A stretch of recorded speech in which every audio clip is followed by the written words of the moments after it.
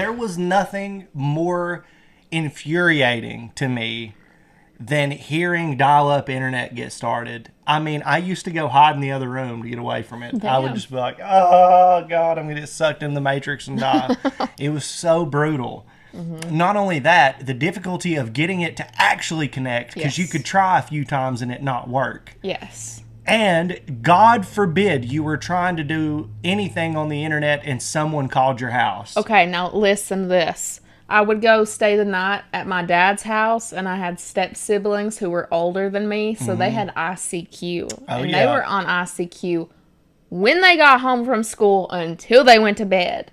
And then I would be like, I'm homesick, I want to call my mom. So I was the kid that was always like, get off the internet. Yeah. And it was just always back and forth. Yeah. Yeah. Because, texting wasn't a thing. No. Like, the only communication was that. To talk to other people, or calling, which then you'd have your parents picking up the other line, which was connected to the phone and listening in on your calls, or any combination of crazy shit like that was going on. It was not as secretive, which everybody deserves their own personal lives, just so long as they're not getting in any trouble or getting any harm. But only that one person, because you only had one computer in the whole house. Yes, but only that one person. So for me, the beginning of that internet journey for me was like going to the public library, and then later on, family members and stuff had that situation. And then probably around the year 2001, I had internet at the house I was living at. So I didn't have to deal with it as bad, but I do remember going and visiting and like staying with my dad when I would go visit him on the weekends and just being like, oh my God, the internet, this is so cool. But the process to get this started is not worth it a lot of times. Well, I didn't understand it at all. As I've talked before, I just used it as like a magic 8-ball. Yeah. Yeah. Hey, does this boy like me? I literally, the first Yahoo. Yeah. I was like, Yoo-hoo? The first Yahoo, which I remember Yahoo having a commercial. Mm-hmm. Anyway, the first Yahoo search I ever did was, does Jonathan from school like me? Jonathan, back off. Yeah. Anyway, there is a brewstew video about dial-up internet, and I can't wait to check it out. I love brewstew. You guys ready? It's very funny. You ready? I'm ready. All right. Now, when I was growing up, the internet was still very much in its infancy. Being a kid at that time, I had no idea what the internet even was. What? The internet? Who the hell's the internet? It wasn't until one day I was in school in the computer lab, and I watched a kid bypass the firewall and look up cheat codes for the Sony Cheat PlayStation. CC, dude. Well, holy hell, after that, I was hooked. That was sure, the place. It was dial-up back then, and it took 47 minutes to navigate 3 web pages, but I'll be damned, that kid unlocked Sweet Tooth on Ha! It's Blackman. If that's Steve what Blackman. the internet had to offer, sign me up. So I started hoarding all those AOL trial CDs that they'd send you in the mail like some kind of maniac. I got 40,000 hours of free internet. Nothing can stop me now. But that didn't make a difference because our computer at home was old as hell. I mean, the thing was built when the fucking flock of seagulls were popular. Didn't have a web browser or Microsoft Paint or that sweet-ass Space Cadet pinball game that everybody Played had it all the time. No. There's just a fucking DOS prompt screen blinking you in the face. Nobody in my whole household knows how to use the damn thing. How do I make the fun things pop up on the screen? Oh, I don't know. What the fuck do I look like, a scientist? I'm afraid of that goddamn thing. Turn it off. So for the most part, our computer was just stuck in the corner of our dining room. Basically a piece of furniture at this point. Well, damn. Looks like I don't get the internet after all. But that's alright because my friend David had a computer, and unlike my flock of seagull piece of shit, his was made much more recently. Like circa Lou Bega Mambo number 5. The trumpet! And what was even better is his ass had Roller Coaster Tycoon. And back then, Roller Coaster Tycoon was bigger than Bill Clinton. Everybody in the goddamn neighborhood would go over to David's house and play Roller Coaster Tycoon. Hell, David didn't even exist to us as a person back then. We'd all be hanging out in the front yard like, hey, want to go over to Roller Coaster Tycoon's house? Oh, you bet your ass I do. Hey, do you guys want to go jump on the trampoline or something? No, piss off. We're drowning people in the lake and shooting people off the shuttle loop.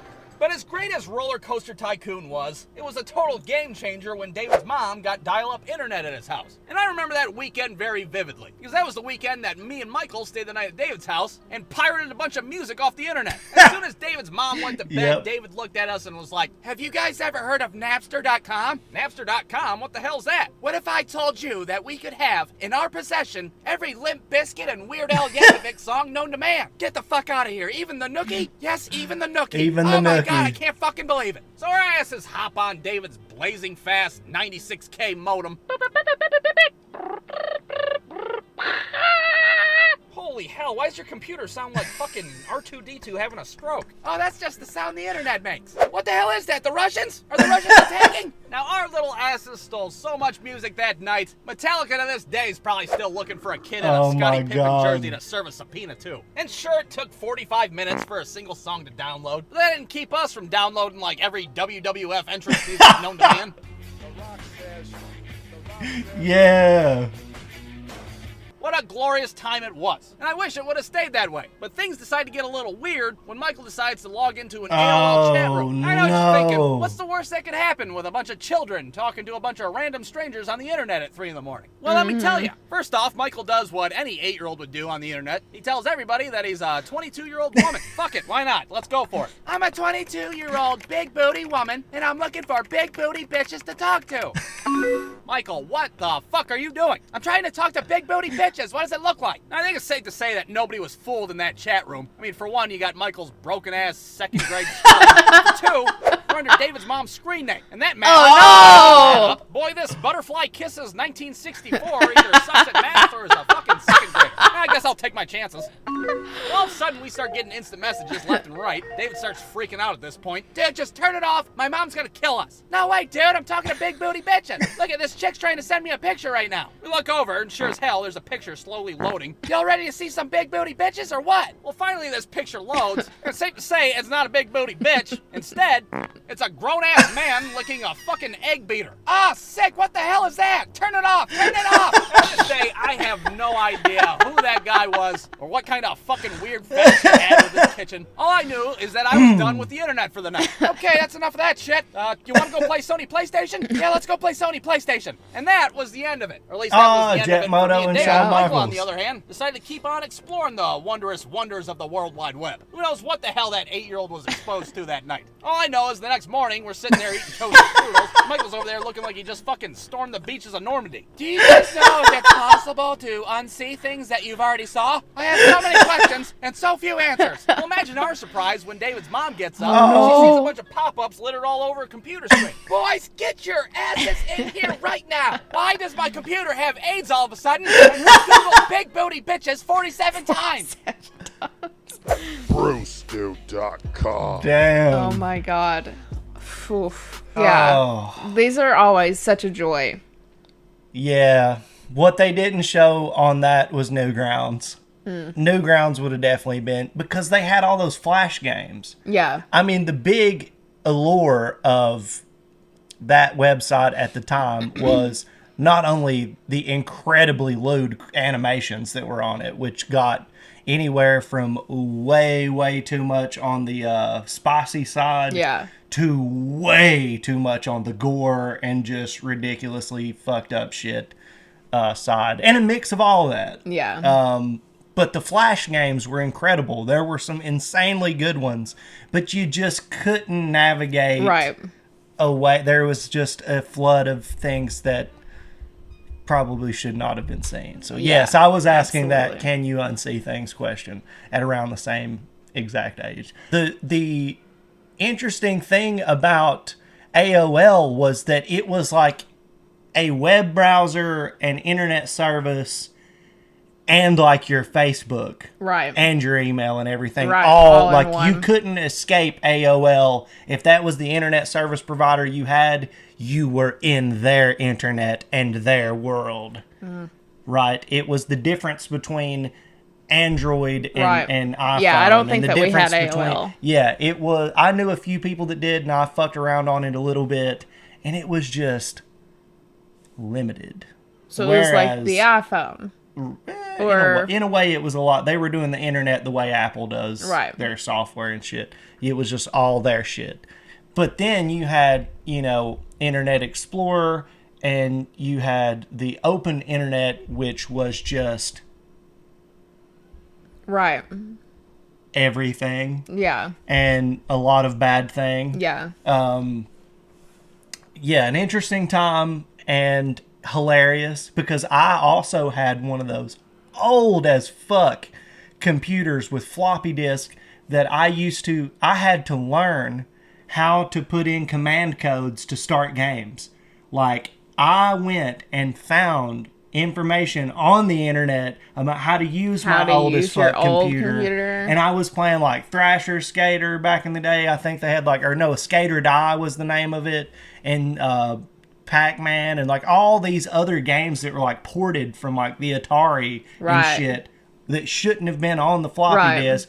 I could play on that old computer, and I can't remember which one it was, but it was older than me by a lot. And it was fun. I had a good time with that old thing, but I did figure out how to use it. There was also one that was just a keyboard, and it had like the plugs to go into the back of the cable on the TV, and I had to do everything like command shit on the keyboard. And like I've tried forever to fucking understand that thing, only to finally get it and to find out that it just was a word processor.